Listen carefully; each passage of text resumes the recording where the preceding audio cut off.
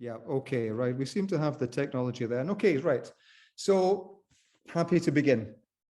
So apologies, first of all, to people who've heard this paper before. It is now relatively old. I've submitted it for publication in 2017 and it's still been delayed. As far as I know, the volume hasn't yet been sent to the press for publication.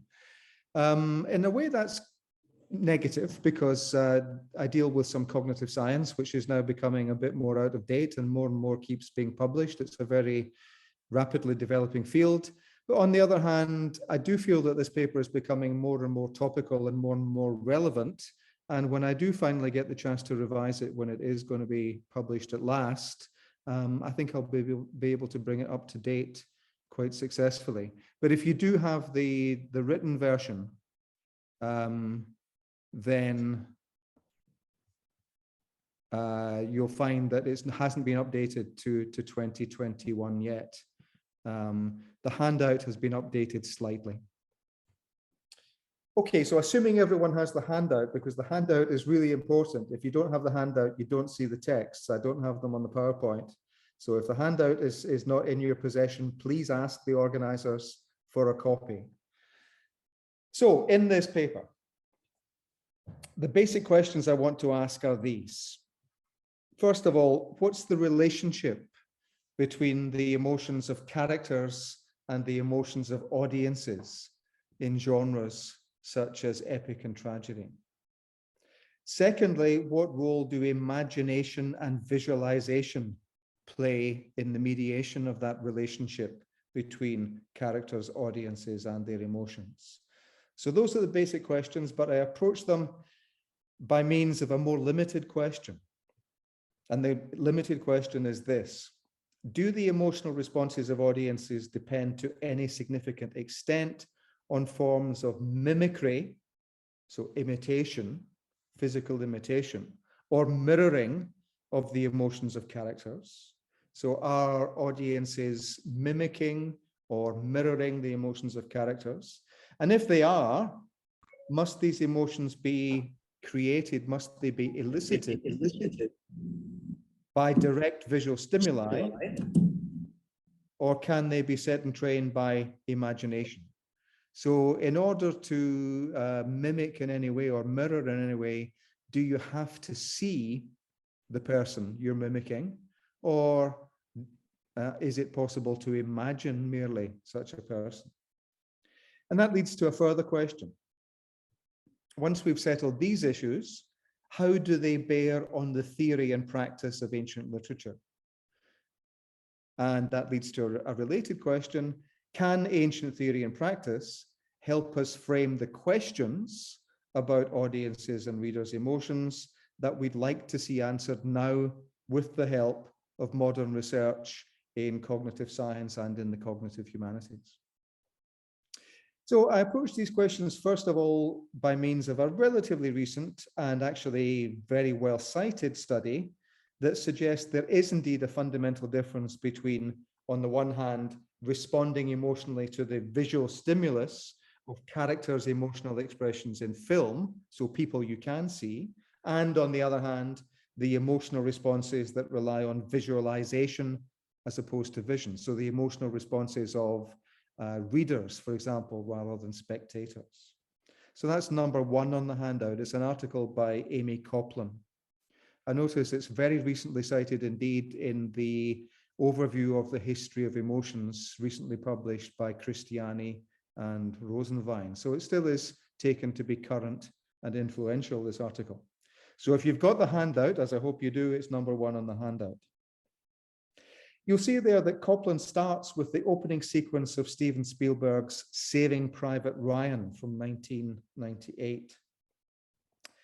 And although she acknowledges that many of the audience's emotional responses into those scenes in that film will be, this is a quotation, generated by our understanding of what the soldiers portrayed in the film were doing and what its impact would be, our knowledge of how poor their odds of survival were, and our sympathy for them. So she says that all those things will matter. Nonetheless, she distinguishes these responses from forms of mimicry. And these forms of mimicry are allegedly caused solely by the perception of the characters' faces in close-up. So when you see the characters' faces in close-up, she says, what takes place is emotional contagion. An emotional contagion she defines as an automatic and involuntary affective process that can occur when we observe others experiencing emotions. According to her, this process doesn't involve beliefs or the imagination and should be clearly distinguished from responses based on other emotional processes. So mimicry of bodily movements, especially of facial expressions, allegedly gives rise through bodily feedback. So you mimic the facial expression and you begin to experience something with the rest of your body, which gives rise to the subjective experience of the same emotion as is being experienced and conveyed by the expressions of the characters. So this process is summarized by Copland on page 28 of her article. So this is a quotation. First, the imitator mimics another's facial expression. Making this facial expression then influences the imitator's subjective emotional experience and induces physiological changes characteristic of the emotional expression that she is mimicking. Consequently, people can end up catching the emotions of those they observe. So that was the quotation. As a response to fiction, Copland claims, this is restricted to media such as film that give direct access to others' facial expressions. It can't occur, according to her, as a response to a purely verbal narrative. Now, we know that mimicry of emotional expressions takes place, and we know that it can take place unconsciously. And we know that assuming a certain facial expression of emotion can sometimes be enough to give rise to something of the experience of that emotion. There are all these studies. Number 2 in the handout gives some references that show, for example, that facial mimicry does take place when people are interacting, and that in some occasions, or in some cases, smiling, for example, can make you feel happier than you would do if you weren't smiling. But there are still substantial questions regarding Copland's account of the role of these processes in audience response and about Copland's restriction of the phenomena in question to visual narrative. Now, first, you notice that Copland distinguishes her account from other people, accounts by the likes of Noel Carroll, Carl Plantinga, and Murray Smith, references in number 3 in the handout. These other people see these phenomena as elements in a more inclusive set of emotional responses to narratives. So they do accept the existence of things like mirroring and mimicry and emotional contagion, but they see them as an element in a bigger holistic response, more holistic response that does involve belief and imagination. Copland, on the other hand, concedes that emotional contagion can take place together with other emotional responses. It can take place, according to her, for example, together with empathy, which she defines as empathy is typically defined in psychology as feeling with another person. And it can take place along with what she calls sympathy, defined as typically in psychology as feeling for another person. And we'll come back to that distinction later on. So according to Copland, emotional contagion can co-occur with responses that involve what she calls higher order cognition, but still Copland wants to keep emotional contagion distinct from those things. She wants to have something called emotional contagion that is unaffected by the factors that cause these higher order responses. This, I think, is actually quite difficult to argue in practice. And Copland's actual examples, I think, show how difficult it is to maintain these distinctions in practice. So according to Copland, it's primarily prolonged exposure to facial close-up that creates audience emotion in the opening scenes of Quentin Tarantino's Kill Bill, Volume 1. This is because, she claims, these scenes offer no clues as to the narrative situation in which the woman we see on screen is involved. According to Copland, all we have is, quotation, what shows on her face. So it's just a face with expressions. But then this is how she actually describes the scene on page 30 of her article. This is a quotation. She's been badly beaten. She struggles for breath. She trembles with fear and pain, and she's looking around, anxious and afraid, end quotation. It's hard to believe that this doesn't encourage audience members to speculate imaginatively about contexts, about narrative contexts. And it's by no means self-evident that audience members can't help but begin to mirror the woman's fear and anxiety, as Copland argues that they do. And we should notice that Copland doesn't actually verify that facial mimicry actually takes place when audiences view this scene. There's no filming of the audience or anything like that. The presence of facial mimicry is purely hypothetical. And it's the same with the emotional response of the audience. It's also purely hypothetical. And in fact, there's every reason to suspect that an actual audience's response may be something other or something more than unconscious emotional contagion, even if elements of mimicry and contagion do play a role. So the same suspicions arise, I think, when we look at Copland's account of a scene in Jean-Pierre Jeunet's Alien Resurrection. So this is number 4 on the handout, and it's also there in front of you on the PowerPoint. It doesn't matter that the PowerPoint isn't that clear, because I think the point comes across actually because it's as unclear as it is. So the scenario here, the narrative situation, is that the hideous alien has somehow gained access to the spaceship, and it's begun to kill the crew. This creature that's got access to the spaceship is the offspring of the queen alien that used to grow inside Ripley's body. And so somehow this alien is related to Ripley. She's kind of like its mother. So Ripley appears on the scene, and she finds the alien about to have its wicked way with Winona Ryder. So this is what Copland calls stage 1, where she describes, as in the top left of the screen there, she describes the demeanor of the creature as menacing. So at this point, Ripley tells the alien to stop. Copland then continues on pages 33 to 34 of our article. This is a quotation. We're then presented with a close-up of the creature's face, looking shamed and sad, like a reprimanded child. That's stage 2 there, being reprimanded. In the next part of the scene, still quotation, Ripley embraces the creature, which clearly recognizes Ripley as its mother. So we're in the next stage. The creature is being caressed, and the two caress each other for a few moments. Then Ripley uses some of her own blood, which is acidic, to burn a hole into a window, breaching the ship's hull. We quickly realize that by creating the hole in the window, Ripley has devised a way to kill the creature. The creature realizes this too.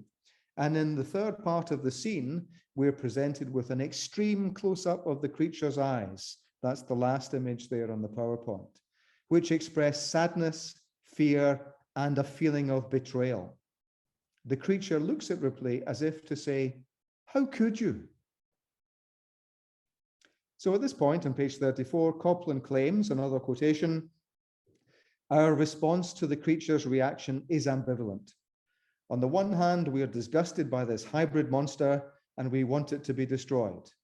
On the other hand, its facial expressions of sadness and fear trigger a contagion response so that we also experience feelings of sadness, fear, and betrayal. So again, mimicry and emotional contagion are being assumed. They're not being empirically verified. This is all hypothetical. And there's actually plenty in this description to suggest that the hypothetical audience is actually doing something else. It's deploying extensive knowledge of narrative context and background to make inferences, to form patterns, and to construct a narrative about the creature's experiences. And the inferences that audience members are said to be making are affected above all by their awareness of the social, the familial relationship that exists between the alien and Ripley. So this is a social context. It's also a narrative context. And the inferences are also influenced by the deployment of gestures and expressions that are typical of relationships of that kind. And so these gestures and expressions form part of a rich repertoire of social and behavioral scripts. So there are elements of direct perception here. I mean, we're watching a film, we do see the alien, we do see its face, we see its facial expressions and its body languages. But as well as direct expression, we've got elements of pattern construction, narrative construction, and conceptual, contextual knowledge. And this undermines the argument that the audience response is purely one of automatic and involuntary emotional contagion. But apart from that, it's also worth observing that the hypothetical audience responses don't, in fact, seem to be identical to the emotions of the creature at all.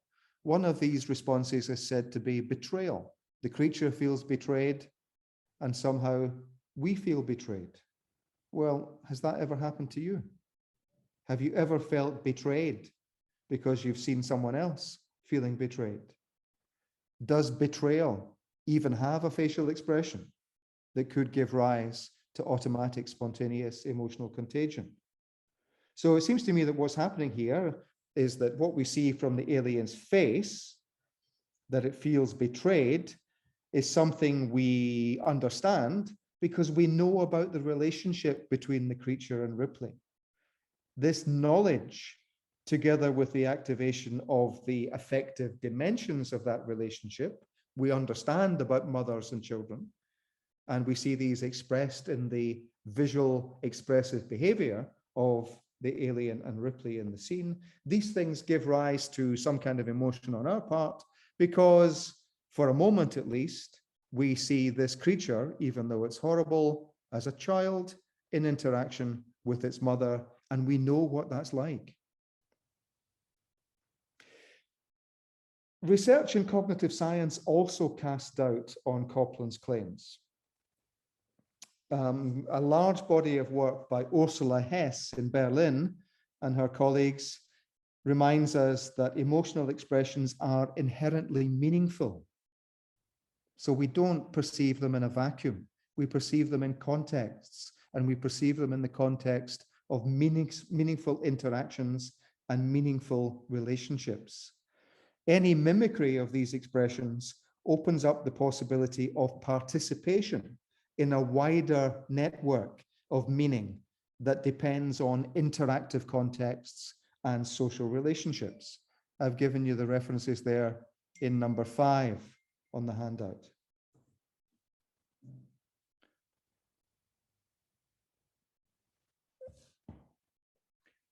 These studies in number 5 on the handout find, first of all, that facial mimicry is indeed subject to a wide range of contextual influences. So, for example, it matters how well you know the other person, and it matters what your relationship is with the other person. It matters in particular whether you're close to them or not, and whether you like them or not. Secondly, this work shows that in some contexts, facial mimicry doesn't necessarily give rise to congruent emotions. So people's faces may move in certain ways, but the feelings that belong with those emotions don't always follow. Thirdly, the studies show that facial mimicry can be produced by contextual cues other than facial expressions. So for example, facial mimicry of sadness can be produced by the sounds of someone weeping and not just by the sight of someone weeping. So that's cross-modal mimicry, and that's entirely possible. In one of their articles, Hess, Hoda, and Fisher argue, this is a quotation, that facial mimicry reflects not what the observer sees, but rather the observer's knowledge of others' emotional state, end quotation. In one experiment, Hess and her colleagues induced facial mimicry by showing subjects images of neutral faces. So there was nothing really to mimic there, but they provided narrative cues suggesting that the individuals pictured in these cases were subject to this or that emotion. So it wasn't the face itself that was leading to the facial mimicry in the other, it was the narrative. This is a form of priming. And of course, we knew that that was possible. We've known that it's possible for about 100 years, because this is the point of the well-known Kuleshov effect. So this is the effect by which the use of montage, creating a context, is a way of creating the impression in the observer's mind that a neutral face is emotionally expressive. So what you've got here is the same face 3 times, coupled with 3 different contextual cues. And when people see the face coupled with the dead child, they think it's sad. When they see it with a bowl of soup, they think it's hungry. And when they see it with the seductively lounging woman, they think it's lustful. It's the same face every time. In the case of that experiment, images of faces were used as prompts, as cues, as primes.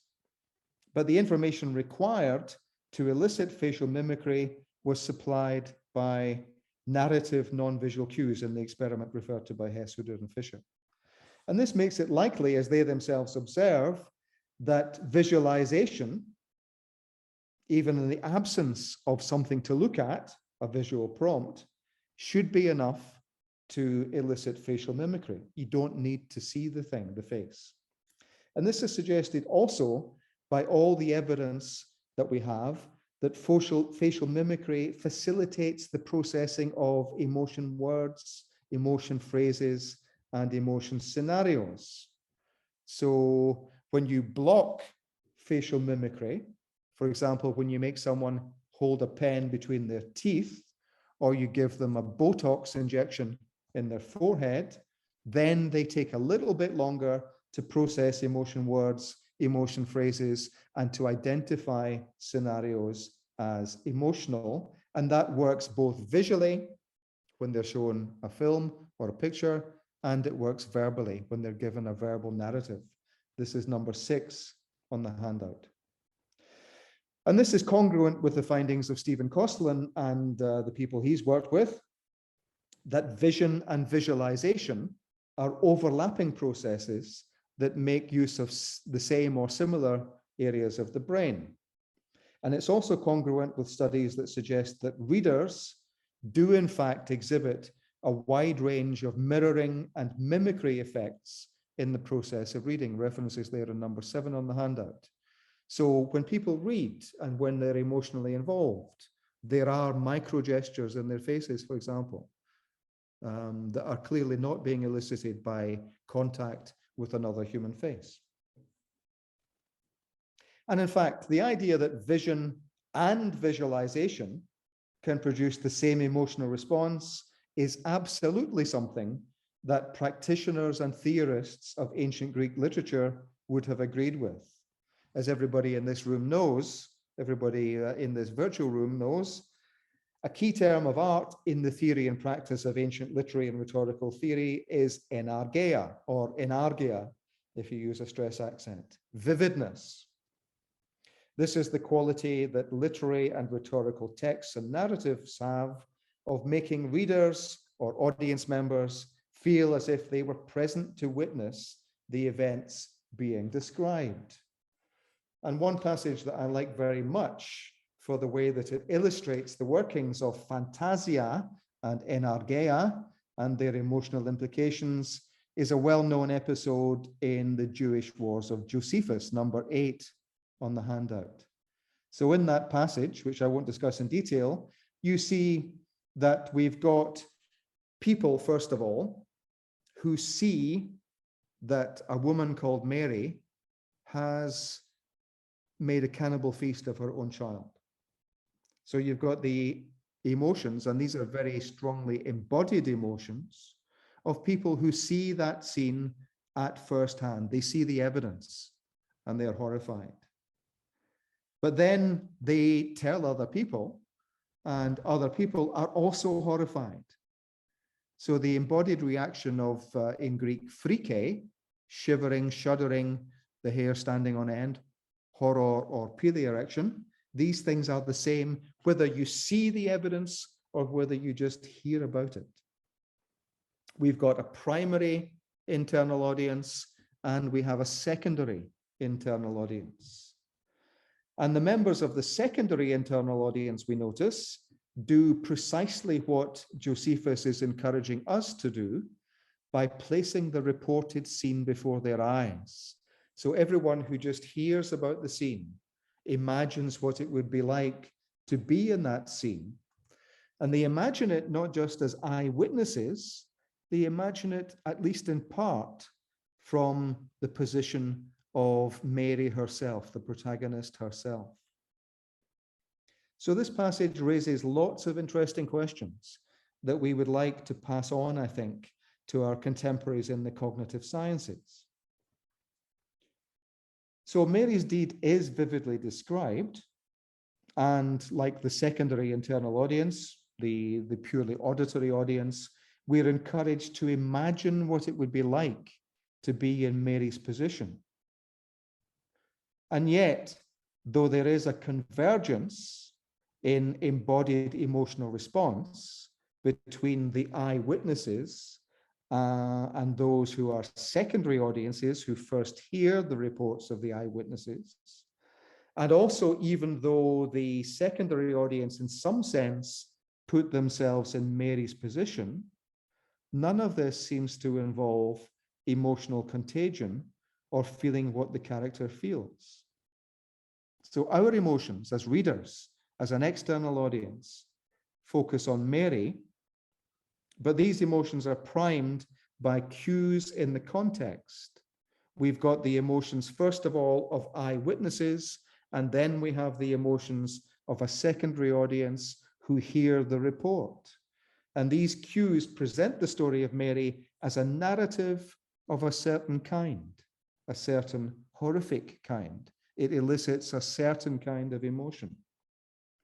So the emotions in question here are third-person observers' responses, and they're different from the first-person response of the agent whose act is the cause or target of these emotions. Even when the observers do, to some extent, try to reconstruct, to some extent, what it might be like to be in the agent's position. So the secondary audience, if you see in that passage, they put themselves in the position of Mary as if they were there where she stood, but they react in a different way from Mary. Mary is angry with the people who forced her into this position, and she's using her act to retaliate against those who've done this terrible thing to her, whereas the secondary audience, just like the primary audience, are horrified. And the fact is, Mary's act in itself is enough to elicit the emotion of horror. If you heard that someone had killed their own child, you would be horrified. So the act in itself is enough as a narrative event to elicit the emotions of the external audience as observers, that's us, but also the secondary internal audience and the primary internal audience too. We're all horrified, but still our response as external audience is steered in a certain way by the responses of two sets of internal audiences. So we respond to this act, this narrative, but we're guided in our response to that act and that narrative by two internal audiences one of which sees the action or the results of the action, and the other one merely imagines the scene. But they both feel the same way, and I think that's how we are supposed to feel too. And this sort of thing is very common indeed in ancient practice and ancient theory. Two passages in Plato, maybe Olivier will talk about them afterwards, come close to suggesting that the emotions of audiences might replicate the emotions of characters in epic or tragic poetry in ways that might permit a direct line from mimicry to emotional contagion to empathetic emotion. But that appearance, I think, is purely superficial. So we're now at number 9 on the handout in Republic Book 10. And here Socrates does characterize in similar terms the emotions of epic and tragic characters on the one hand, and the emotions of their audiences on the other. Both sets of emotional response involve tears and lamentation. So the characters weep and lament, and we weep and lament too. And similarly, both the characters and the audience take some kind of pleasure in satisfying their hunger for tears. And Socrates actually says in so many words that the audiences feel with the heroes in their grief. They assume pas contes in 605D. And the audience thinks that the best poets are the ones that can make them feel this way to the greatest degree. So they like this process of sharing in someone else's emotional experience. And Socrates, in fact, disagrees with other people, we'll come to that in a minute, who draw a distinction in kind between audiences' emotions and characters' emotions. So there are people who say that these are merely others' pathe, and that it's okay to pity eleein, the hero's sorrow, his penthos. But Socrates disagrees with that view. He takes the view that the way we react to other sufferings will inevitably impact upon the way we deal with our own sufferings. So if we respond to their grief, then that affects how we grieve ourselves. But this still doesn't entail that the characters and the audience's emotions are the same. You notice that in that passage there, despite the occurrence of the verb sum paschen, it's still the case that the hero grieves, the hero penthe, and the audience member elei, the audience member feels pity. Grief and pity are not quite the same thing. Even if it is true that cultivating to eleinon, the tendency to be moved by other people's sufferings, according to Socrates, makes it difficult to deal with your own sufferings. The common ground here is lamentation and tears. Plato is drawing an important link between pity and grief as overlapping phenomena that is in fact very common in ancient poetry. It's very common in Homer, and I have another article coming out very soon that deals with that at greater length. Let's turn to the ion now, number 10 on the handout. So in that dialogue, when the rhapsode performs the Homeric poems, and especially when he's performing the speech of characters in the Homeric poems, when he's directly imitating other people's words, he's lending not only his voice, but also his body to the presentation of the character's emotions. And he says, Ion says, that when he narrates something frightening or terrible, this is a paraphrase of the text, his hair stands on end out of fear and his heart leaps. So he feels emotions similar to what the characters might feel. But the coupling of the adjectives phoberon and deinon, so fearful and terrible here, with the third adjective that occurs, eleinon, pitiable, in the previous line, suggests that it's not primarily the character's emotion that Ion is thinking of. Eleos, in particular, is an audience response, not a character's response. So the characters might be afraid and they might think things are terrible, and we might experience fear along with them on that account. But if we feel pity, then we are not feeling what they're feeling. Accordingly, when Ion describes his ability to transmit these full-blooded embodied emotions to the audience at 5:35 DTE, it's clear that both Ion and his audience take a third-person onlooker's perspective on the emotional scenarios of the poem. So like Ion, the audience members weep and show fear, but this is a matter of their syn thambein, thambos. So they feel shared amazement. And amazement is something that an onlooker feels. So Ion and his audience are amazed at how this text, this narrative, is able to create emotion. And they experience emotion too. But their emotion, given that it includes thambos, is fundamentally different from the emotions of the characters. So although the symptoms of the characters on the one hand and of the performer and the audience on the other hand may coincide, their perspectives diverge and their actual emotions differ. And this issue of the coincidence between the speakers and the audience's emotions also arises in connection with a passage in Aristotle's Rhetoric. This is number 11 on the handout. And this is book 3 of the Rhetoric. And so the issue here is propriety of style. It's part of the section on lexis. And propriety of style will be achieved, according to Aristotle, when style appropriately expresses emotion and character, and is in proportion to the subject matter of the speech. As far as emotion is concerned, he goes on. This is 1408a, 15 to 23.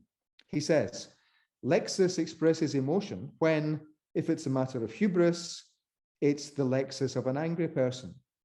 Or when it comes to impious and shameful matters, the lexis of an indignant person, one who hesitates even to speak of such things.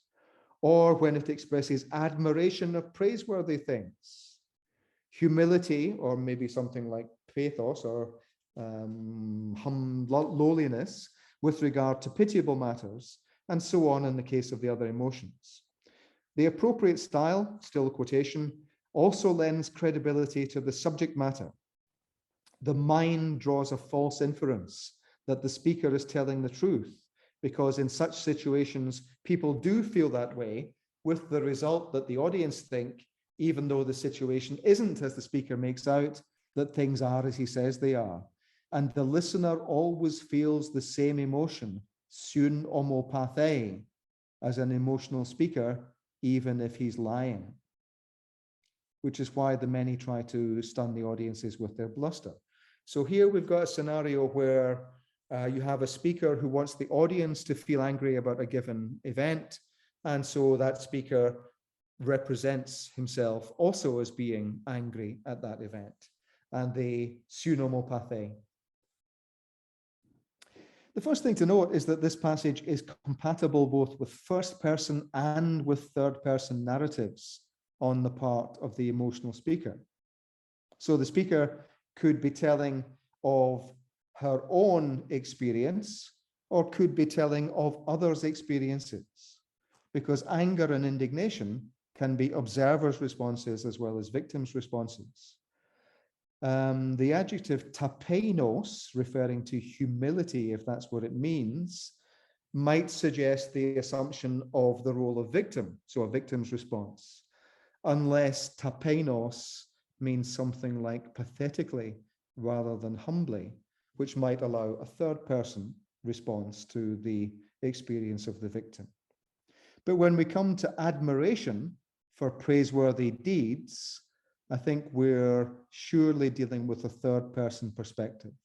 We admire normally from a distance. We admire as spectators of actions. So the passage is actually indifferent to a question that might interest us. It's indifferent as to whether we're dealing with empathy, sympathy, a bit of both, or not quite either.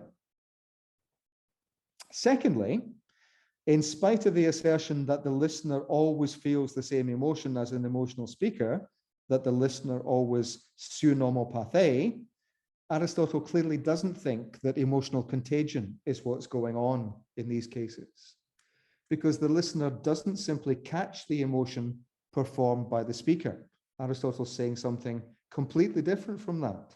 He says, in fact, that the listener makes an inference, paralogisdetai he psyche.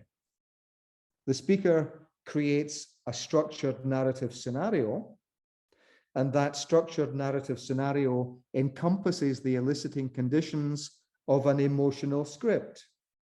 And the listener may well be so disposed on evaluating that scenario to respond with the desired emotion. But the scenario's credibility is enhanced by the performance, the emotional performance of the speaker, because the listener, at least implicitly, infers that if the speaker seems to feel as a person would normally feel in the situation described, then the situation must be as the speaker describes it. So both the speaker and the audience are responding evaluatively to an artfully constructed narrative. The speaker's diction, and no doubt the speaker's embodied performance in general, prime the audience to react as the speaker wants, and the audience members' reasoning that this speaker is behaving in precisely the way that people normally do behave when the conditions are as the speaker says they are. This does involve an element of perspective taking. He's thinking, well, he's reacting like that, so it must be like that. He's constructing how that person sees things. But nonetheless, despite the superficial thrill of coming across a term such as pseunomopathein, to share in feeling the same thing, we still need to guard against easy assumptions that terms like this in themselves refer to the phenomena that modern research finds interesting, whether that phenomenon is at a minimal level emotional contagion, or at a maximal level the phenomenon of empathy. So in this passage, once again, we're talking about priming, reinforcement, and the convergence of emotions. The speaker's emotions and the audience members' emotions converge on the same point. It's triangulation. There are three elements involved, not merely two. It's not just mirroring. It's not just mimicry. It's not contagion, and it's not quite empathy. And this distinction between characters and audiences' emotions is characteristic of ancient poetics, as we see from the very beginning of theorizing about ancient aesthetics, about the emotional effects of poetry. In Gorgias's Helen, this is number 12 on the handout. And Gorgias, in fact, may well be Socrates' target in Republic 10, because Gorgias emphasizes that the misfortunes that bring about fear, pity, and the desire to lament are the misfortunes of others, while the disturbance experienced by the psyche of the listener is a distinct experience of one's own. It's something different, Gorgias says. I'm going to skip number 13 on the handout from the Oedipus Tyrannus. You'll see it's discussed in the paper which was circulated, but I just want to note a couple of points there as I pass over this passage. It's a well-known passage where the chorus are responding to the reappearance of Oedipus after he blinds himself. You notice there that the chorus are horrified by what they see. They're horrified by the visual spectacle that the self-blinded Oedipus represents. But they're also horrified by everything that's happened to Oedipus in the totality of his life. They're horrified by the entire narrative of this man's life, his entire life story. Secondly, what the messenger experiences and what the chorus experiences are observers' reactions. They experience revulsion, phrike, shuddering, shivering, and pity. So these are onlookers' responses. Thirdly, this shows that what they feel isn't the same as what Oedipus is feeling. Whatever Oedipus is feeling, we know that it's not pity. We know that it's not phrike. The reactions of the messenger and the reactions of the chorus prime our reactions. And that matters because what we are seeing is a man on stage in a mask. But what the audience, what the messenger and the chorus are seeing, because they're within the world of the drama, what they see is the blind Oedipus. And that's something that helps us as external audience members or readers even to see the masked actor as Oedipus, to see him as his fellow citizens see him. But all of this is priming and the convergence of emotion. The internal audience emotions focus on Oedipus, and our emotions as an external audience focus on Oedipus. Our emotions converge. It's not a matter of catching the emotions of the internal audience. So I'm getting close to the end. Modern research suggests that our witnessing of emotional expressions, postures, and forms of behavior in other people can involve elements of mimicry and mirroring. But it also suggests that the processing of emotion words and concepts, as well as the processing of emotion eliciting scenarios and verbal narratives, can also involve mimicry, mirroring, and similar embodied reactions. Mirroring of expressions, gestures, posture, and the like seems to be possible both when we see the felt emotions of other people and when we simply think about them.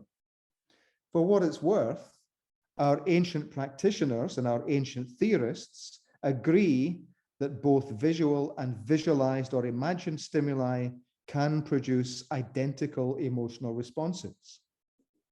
But expressing emotion and responding to the expression of emotion in others are such inherently meaningful, interactive, and social activities that it's difficult to be sure how much of this is purely automatic. And if on some level, some of it is, it's hard to believe that even that level of experience is not, at least typically, and probably actually always, embedded in the multimodal processes, multidimensional scenarios, and interactive contexts in which human emotion takes place.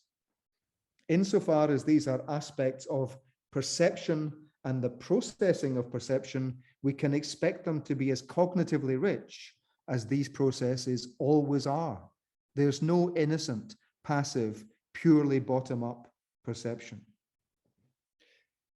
I guess, first of all, that we do all believe that the presence of others influences our emotions. We know, secondly, that face-to-face participation in a group does give rise to forms of emotional experience that feel different from the emotional experiences we have purely as individuals by ourselves. And so emotional contagion may play a role in this. But we know too little currently about that phenomenon of emotional contagion to be able to build very much upon it in terms of our theories regarding audiences and readers' emotional responses to visual and verbal narratives. I've given you some references there under 15 on the handout. So when we're dealing not just with the complex and dynamic scenarios of everyday social interaction, but with highly structured fictional narratives or dramatic performances, it's very unlikely that we'll ever be able to separate minimal reflex forms of mirroring, sensory motor resonance, embodied simulation, or emotional contagion from the much more complex ways in which embodied human beings make sense of others' behavior, their mental states, and their emotions, using higher level capacities such as imagination, perspective taking, belief, inference and evaluation, and pattern making and narrative construction. Similarly, we should beware of assuming that mimetic phenomena such as mimicry and mirroring, whether in the brain or on the surface of the body, necessarily entail feeling what other people feel. We saw that Copland distinguished very sharply between, on the one hand, automatic emotional contagion caused by direct visual stimuli, and on the other hand, higher order responses dependent on belief and imagination. She did concede that these things could co-occur, but she still wanted to keep them apart, giving them different ontologies and different ideologies. I've argued instead for a much more intimate association between them and a greater blurring of the boundaries between the reactions involved, whatever they are, as aspects of a total holistic response influenced by knowledge of context and cognitive processing of narrative cues, both visual and verbal. But still, this doesn't mean that I think mimetic aspects of emotional response, such as there may be in these scenarios, are in any straightforward way conducive to empathy. And this is my final point, because empathy is a very tricky concept. It has both scientific and popular senses, and the overlap between those senses is sometimes confusing, but also imperfect. And since there's no general agreement regarding the definition of either the popular sense of empathy or the scientific sense of empathy, the potential for equivocation when we use this word is very high indeed. Observable phenomena at the neural or at the surface level don't necessarily tell us anything yet about the complex ways in which we understand others' actions or motives. Equally, the ways in which others' emotions resonate in our brains, our faces, or our bodies don't in themselves prove that in any very strong sense we can feel what others feel.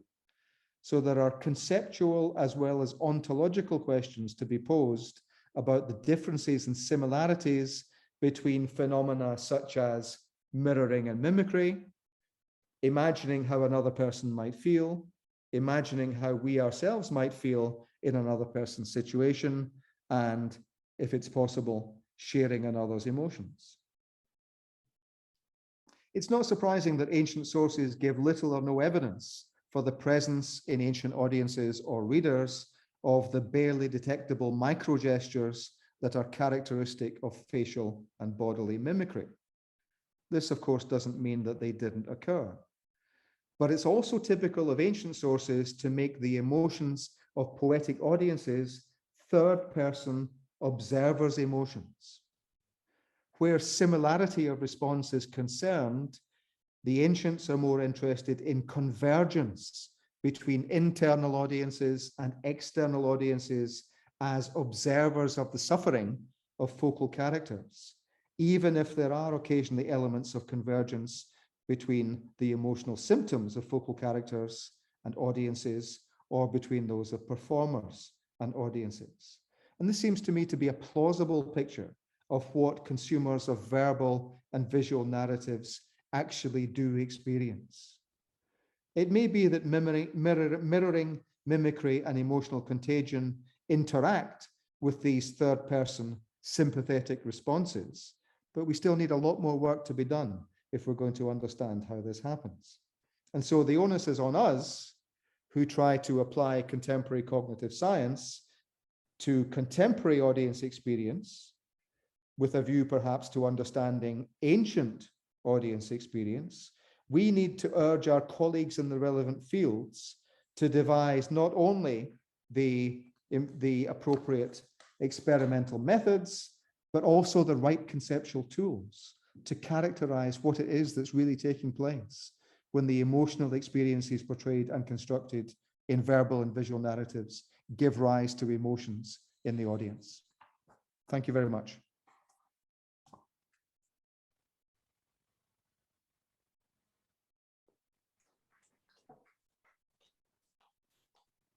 Thank you very much, Douglas. So can you hear me now? Yep. Yes, okay. So we are running a bit late, but we still have time for some questions, either in the classroom or online. So you may use the chat to write your questions, or just raise your hands and we will, so I see Jennifer would like to ask a question. So please go ahead. Hi, thank you. And thank you, Douglas. It was great to return to this paper, which I had the privilege of reading a couple years ago, and I still love it. I wanted to ask a question actually that has to do with the onus that you mentioned at the end of the talk, making a very important point about engagement with modern studies to try to get at this. And I recently read something that just came out last year, so prior to when you wrote this paper, about an experiment that was done with visually impaired individuals in the theater. And it had a reasonably good structure to it. They were paired with sighted people who were of the same age, sex, education, and nationality. And then they had a series of measurements that they took: the narrative engagement scale, audience response scale, emotions and media scale. And all of the sight impaired individuals scored lower and experienced fewer positive emotions. I think the fundamental problem with this study, which I'll shoot you the study itself in case you want to look at it, is that they did it on comedy instead of something like drama. Right. So I think that's one of the fundamental issues that was problematic with it. But in general, outside of that, I thought it was quite interesting that engagement, enjoyment, emotion, all of these things were slightly lower for visually impaired individuals, which I think could actually go towards a lot of the points that you're making. Do you think studies like that would be useful? Is that something we should pursue in the classics and trying to do with maybe modern performances of ancient drama, or what do you think about that? It would be an interesting thing to do, wouldn't it? Yeah, I mean, it sounds like an interesting experiment and one that I should refer to in the paper. So if you send me the details, I'll definitely have a look at it. Interesting as well that this is a matter of degree rather than of kind, isn't it? So clearly they are still able to respond to the emotion eliciting aspects of the performance, even if they can't see the performance. So it doesn't sound as though, well, I mean, it's obviously the thing isn't investigating the kind of emotional contagion that Copland is arguing for. But then the kind of emotional contagion that Copland is arguing for may not actually exist, because she's stipulating that it has to exist more or less in a vacuum as something completely distinct. And how are you ever going to prove that? So where are your controls going to come from? You know, where are you going to get people who don't bring experience and knowledge to bear when they witness other people's facial expressions? I think one thing she's definitely wrong about is her very strong claim that these things can't happen if you don't see the face.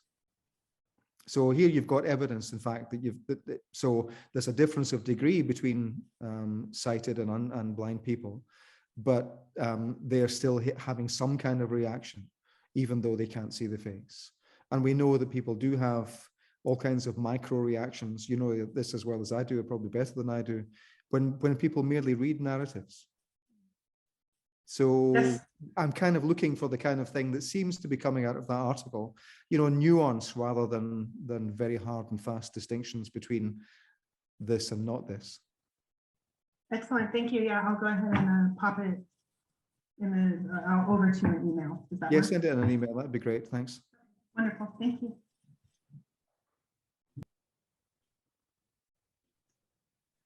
So, anyone else? Yes, so I see Michel. So would you like to ask your question to Douglas? Yes. Bonjour, Michel. Bonjour. Thank you very much for this presentation. I was especially very much interested in what you said about the common features of vision and visualization. This is very useful for other literary genres than theater, especially for the ancient novel. I will use it at least, since also in those genres, the readers is much more a spectator than in modern novel, I think. My question is about another issue. In contemporary dance studies and contemporary film studies, we refer much, or the current scholarship refers more and more to some features of visuality, which I don't know if you approach it or not. It's the haptic character of visuality, or the kinetic, the relation of visuality with kinesthesia and synesthesia, with the idea that there is no such thing a purely visual perception or purely visual empathy. About cinema, I refer to Deleuze's study of cinema, where he speaks very much about vision as haptic. So, do you consider those questions in your studies? Or? Yes, I know. I've written about haptic theories of vision. So, of course, the Greeks initiate haptic theories of vision, but they have many different sorts.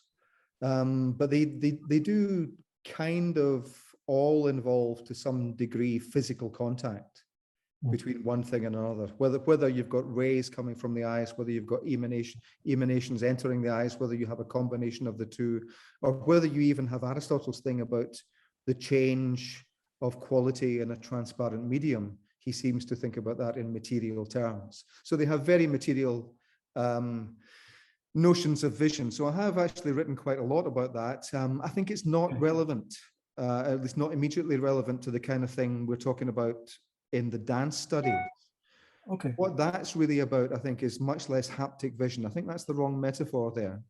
It's the fact that vision's a rich process.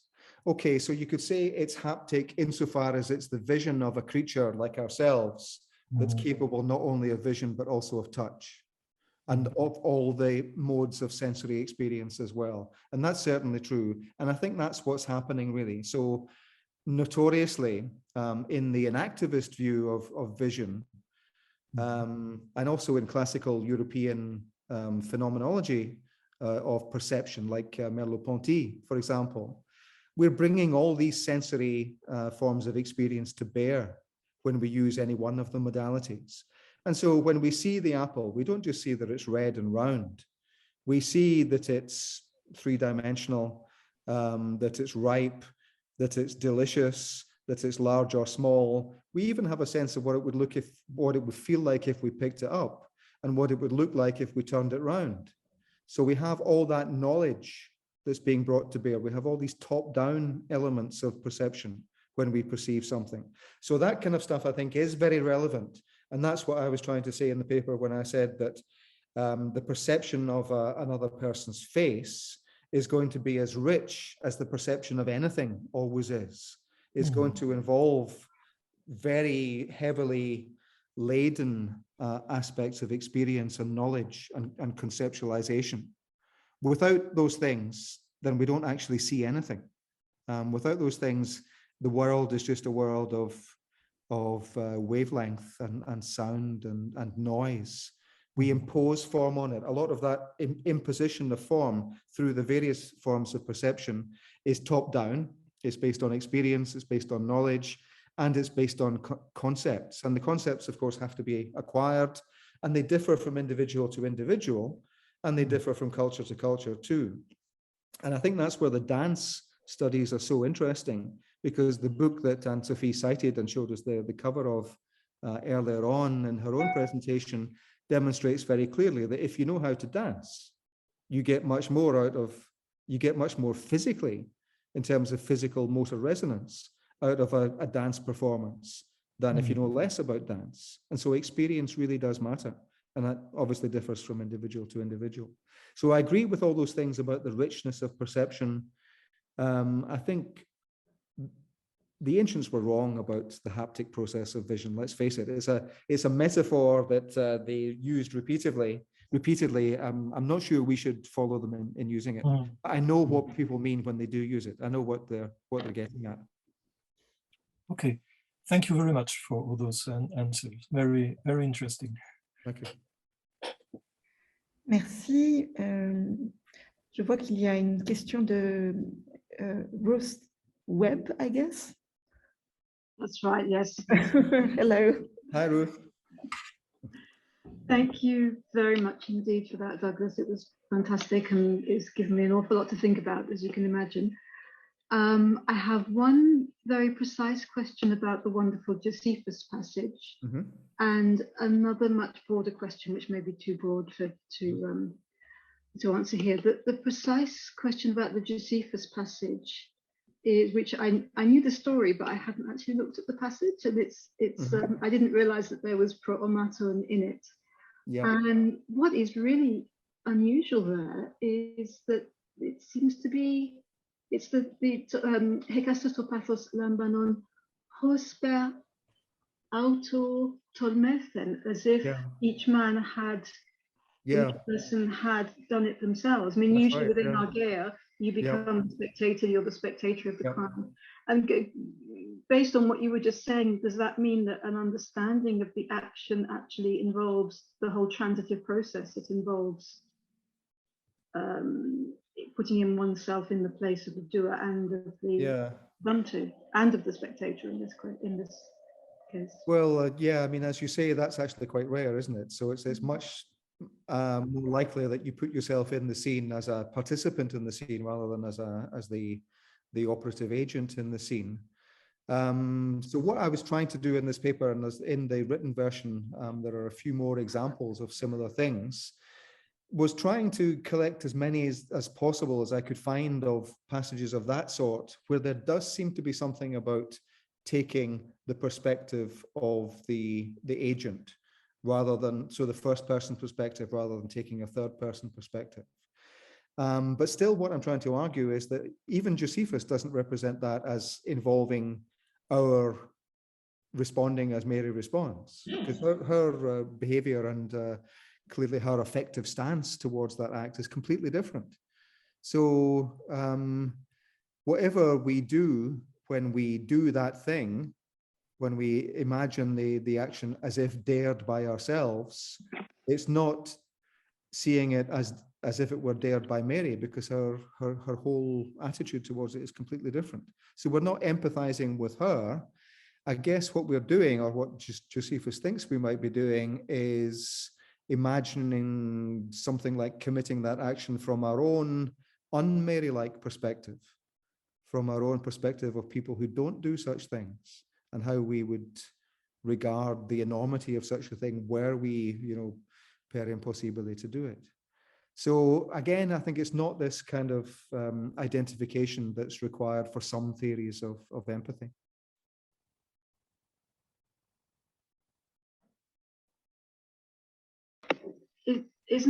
Isn't the horror, though, the fact that Mary herself probably wasn't someone who would do that sort of thing before? Yeah, I mean, I think that's in the kind of longer version. So I've discussed this passage in another paper from other points of view. But clearly what is being worked out there is there's a ripple effect. I don't know if I gave you the whole passage on the handout, but if you see the whole passage in context, it does ripple out until you've got the reaction of the Romans when this becomes widely known, who are horrified but also feel pity. And so I think that's what you're right. That's what's going on. We understand not only the enormity of the act, but given the way that the narrative is presented in Josephus, we see that this is a mother who cares about her son. She would never have done such a thing, but for the fact that she has had absolutely minimal access to food, and the Jewish guards who are supposed to be defending the population from the Romans are in fact stealing her food. And she's reduced to this level of doing such a thing. So then I guess there's some kind of understanding.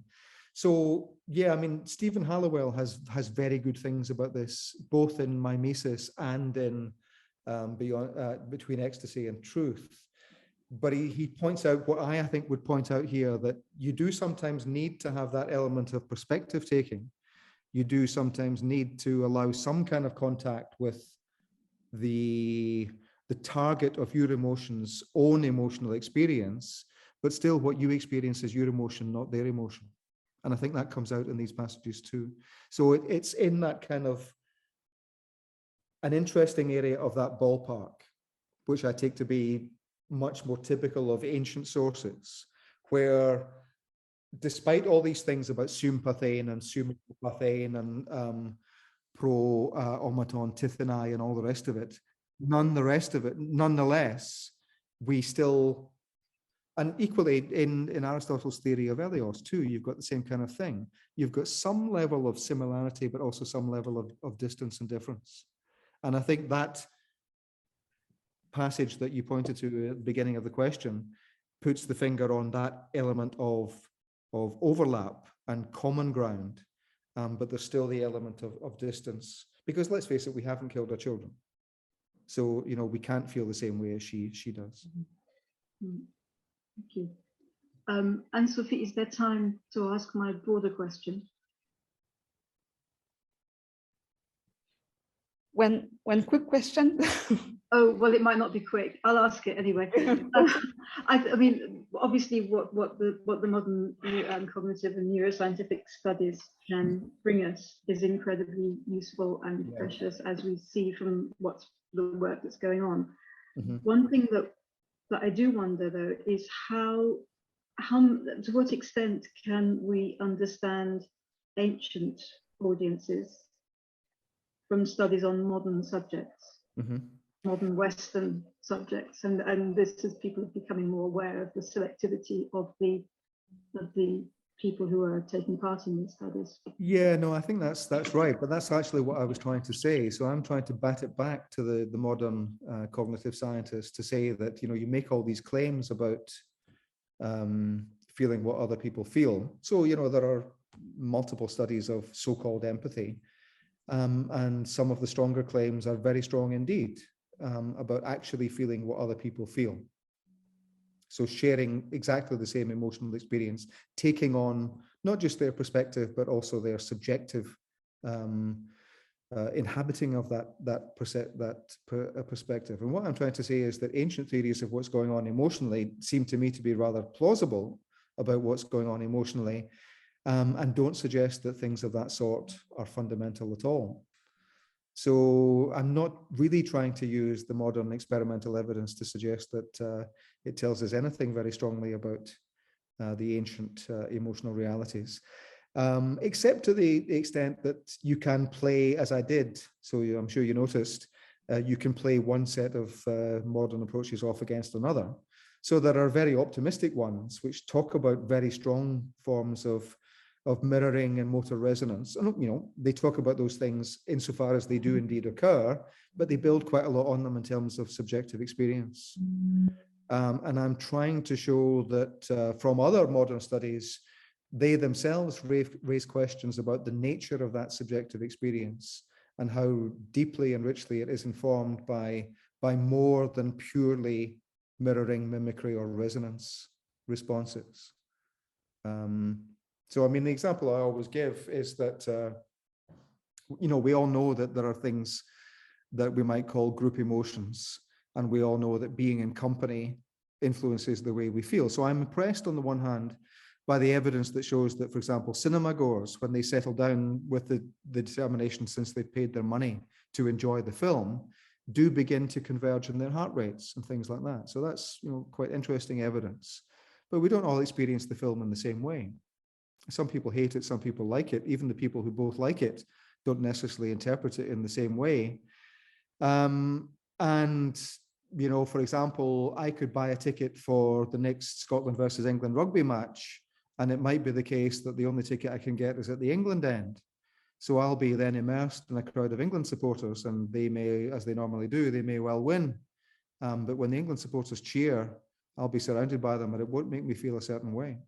I won't respond to those cues because I will have other dispositional reasons for not responding to those cues. And so one of the things I'd like to push is the evidence for the complicated nature of these responses and the extent to which they do rely on very rich resources, either in terms of subjective experience and history and, you know, the life story of a person, the narrative of a person's life, but also complex features of the narratives to which they're responding, rather than merely to simple reflexive things, which have, you know, inevitably never occur out of context. There's always a context for these things. So I guess it is a matter of taking the ancient evidence and what it suggests, looking at the best of the modern studies and what that suggests, and weighing up some of the better modern studies against some of the weaker ones. But I think it's triangulation. It's not merely assuming that the modern illuminates the ancient in any straightforward way. The modern may not even illuminate the modern.